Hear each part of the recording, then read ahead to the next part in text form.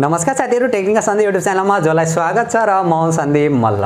So guys, आजको भिडियोमा चाहिँ म कुरा गर्दैछु Redmi Note 8 को बारेमा। फेरि हजुरहरुलाई चाहिँ लागिरहेको होला यो स्मार्टफोनको किन कुरा गरिरहेको, यो स्मार्टफोन चाहिँ 2019 मा लन्च भएको थियो भन्ने कुराहरु आउन सक्छ। यो स्मार्टफोन चाहिँ 2019 देखि अहिलेसम्म चाहिँ 25 मिलियन युनिट चाहिँ बिक्री भइसकेको छ। एकदमै पावरफुल स्मार्टफोन रहेको थियो, एकदमै बवाल बिल्ड क्वालिटीका साथ चाहिँ हामीले देख्न मिलेको थियो। त्यसैको सक्सेस पछि, त्यसैको खुशीको कारणले चाहिँ फेरि यो स्मार्टफोनलाई लन्च गर्दैछ। Redmi Note 8 2021 एडिसन नामले चाहिँ हामीले देख्न मिल्दैछ। एकदमै बवाल स्मार्टफोन रहेको छ। प्राइसिङलाई हेर्ने हो भने आज यसैको बारेमा कुरा गर्ने छु, के फिचर स्पेसिफिकेसन देख्न सकिनेछ र हाम्रो नेपाली बजारमा कहिलेसम्म देख्न सकिनेछ र के कति प्राइससम्ममा चाहिँ हामीले नेपाली बजारमा चाहिँ देख्न सकिनेछ, सम्पूर्ण जानकारी दिनेछु र भिडियो अन्तिमसम्म हेरेर जानकारी लिनु होला। र यदि हजुरहरुलाई चाहिँ आजको भिडियो मन पर्यो भने भिडियोलाई लाइक गरेर तलपट्टि देख्न सक्नुहुन्छ रातो बटन, त्यसलाई थिचेर च्यानल सब्स्क्राइब गर्नु होला र साथमा रहेको नोटिफिकेसन बेल आइकनलाई दबाएर अल नोटिफिकेसनलाई पनि अन गर्नु होला, ताकि मैले जति पनि नयाँ भिडियो अपलोड गर्छु सबैभन्दा पहिला नोटिफिकेसन हजुरलाई मिल्नेछ।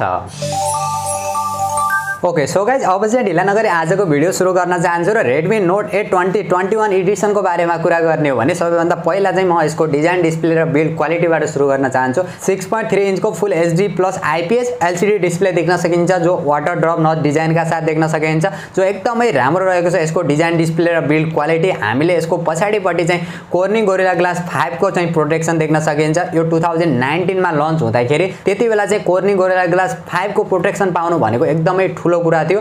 अहिलेको टाइममा पनि यो प्राइस सेगमेन्टमा हामीले Corning Gorilla Glass 5 को प्रोटेक्सन पाउन मुस्किल हुन्छ, कुनै स्मार्टफोनमा मात्र देख्न मिल्छ भनेपछि यो चाहिँ एकदमै कमालको कुरा गरेको थियो। र यसमा 60 हर्ट्ज को रिफ्रेश रेट देख्न सकिन्छ भने 120 हर्ट्ज को चाहिँ टच स्याम्पलिङ रेट देख्न सकिन्छ भने यसमा चाहिँ 500 निट को चाहिँ पिक ब्राइटनेस देख्न सकिन्छ, जो एकदमै कमालको कुरा पनि हुन जान्छ। अपरेटिङ सिस्टमको कुरा गर्ने भने Android 11 देख्न सकिन्छ, जो MIUI 12.5 का साथ देख्न सकिन्छ, जो एकदमै लेटेस्ट अपरेटिङ सिस्टम पनि रहेको छ। एकदमै बवालका चाहिँ फिचरहरु हामीले यसमा देख्न सकिन्छ।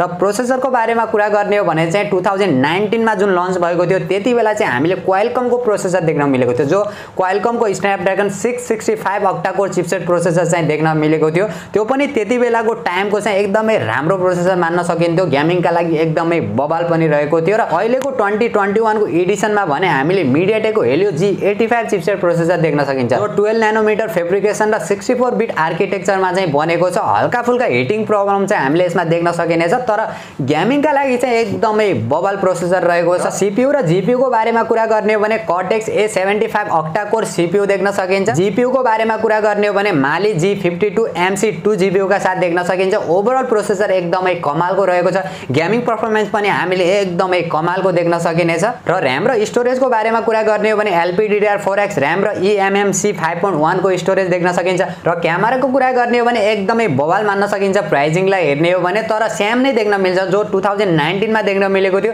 त्यही नै देख्न मिल्छ। अहिले चाहिँ अलिकति अपग्रेड गरेर लन्च गरेको भए चाहिँ अझै एकदमै इन्ट्रेस्टिङ चाहिँ हुन्थ्यो। जो यसको मेन क्यामेरा चाहिँ 48 मेगापिक्सलको प्राइमेरी सेन्सर देख्न सकिन्छ, सेकेन्ड क्यामेरा 8 मेगापिक्सलको अल्ट्रा वाइड सेन्सर र थर्ड र फोर्थ क्यामेरा भने 22 मेगापिक्सलको एउटा डेप्थ सेन्सर र एउटा माइक्रो सेन्सर देख्न सकिन्छ। र यसको जुन अगाडिपट्टिको सेल्फी क्यामेरा भने 13 मेगापिक्सलको देख्न सकिन्छ।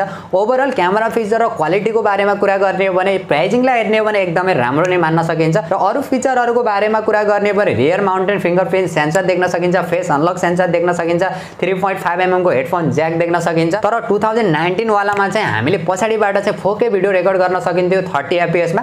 अहिलेको चोटीमा चाहिँ हामीले 1080 पिक्सलको भिडियो रेकर्ड मात्र गर्न सकिन्छ 30 fps मा, जो एकदमै नराम्रो कुरा पनि रहेको छ। जो भिडियोग्राफीमा रुचि भएका मान्छेहरुका लागि चाहिँ अलिकति डिसअपोइन्ट कुरा चाहिँ हो, तर पनि 1080 पिक्सलमा पनि हामीले राम्रै क्वालिटी चाहिँ देख्न सकिन्छ। र क्यामेरा सेन्सरको बारेमा कुरा गर्ने भने गाइरोस्कोप देख्न सकिन्छ, पोर्ट्रेट मोड देख्न सकिन्छ, प्रोक्सिमिटी सेन्सर देख्न सकिन्छ, डेडिकेटेड माइक्रो SD कार्ड देख्न सकिन्छ, सिंगल स्पिकरको सपोर्ट रहेको छ। अरु सानातिना फिचरहरु हामीले सबै यसमा देख्न सकिन्छ, जो 2019 मा हामीले देख्न मिलेका थिए। त्यसमा जे जति फिचरहरु थिए सबै हामीले यसमा देख्न सकिन्छ। ब्याट्रीको कुरा गर्ने हो भने चाहिँ 4000 mAh को ब्याट्री देख्न सकिन्छ, 18 वाट को fast charger, USB type C port देख्न सकिन्छ। तर बक्समा भने हामीले 22.5 वाट को चार्जर देख्न सकिन्छ। यो चाहिँ कम्पनीले किन दिन्छ यो चाहिँ अहिलेसम्म कसैलाई थाहा भएको छैन। र भेरिएन्टको कुरा गर्ने हो भने चाहिँ दुईवटा भेरिएन्टमा चाहिँ हामीले देख्न मिल्नेछ, जो 4GB प्लस 64GB र 6GB प्लस 128GB स्टोरेजवाला चाहिँ देख्न मिल्नेछ। र प्राइसिङको बारेमा कुरा गर्ने हो भने चाहिँ यो स्मार्टफोन जो यसको बेस भेरिएन्ट रहेको छ अन्डर 10,000 मा चाहिँ इन्डियन बजारमा चाहिँ देख्न मिल्ने चाहिँ सम्भावना चाहिँ रहेको छ भने यसको जुन हायर भेरिएन्ट छ त्यो चाहिँ 13,000 सम्म चाहिँ देख्ने सम्भावना चाहिँ रहेको छ। अब त्यसलाई कन्भर्ट गर्ने हो भने चाहिँ हाम्रो नेपाली बजारमा 2019 को जुन Redmi Note 8 रहेको छ त्यसको पनि 18,000 चाहिँ रहेको थियो यसको बेस भेरिएन्ट। अहिले चाहिँ अलिकति प्राइस बढेको छ। अब यो स्मार्टफोन पनि यदि 18,000 सम्ममा पनि हाम्रो नेपाली बजारमा लन्च भयो भने चाहिँ एकदमै बवाल हुन जान्छ, एकदमै कमालको हामीले यसमा परफर्मेन्स पनि देख्न सकिनेछ। तर यसको हायर भेरिएन्ट चाहिँ अलिकति महँगोमा चाहिँ लन्च हुने जस्तो चाहिँ सम्भावना रहेको छ। अराउन्ड हामीले 23,000 सम्म चाहिँ देख्ने सम्भावना चाहिँ रहेको छ। अब के कति प्राइसमा लन्च हुन्छ, कहिले लन्च हुन्छ त्यो चाहिँ अहिले फिक्स भएको छैन। जुन दिन लन्च हुन्छ त्यो दिन चाहिँ हामी यसको पक्कै पनि भिडियोमा कुरा गर्नेछौँ र यसको स्पेक्सहरूको बारेमा पनि कुरा गर्नेछौँ र पर्सनल ओपिनियन पनि सेयर गर्नेछौँ। त्यति बेला चाहिँ अहिले चाहिँ यो लिक्स र रुमरहरू मात्रै रहेको छ र यो एक्सपेक्टेड प्राइस मात्र हो।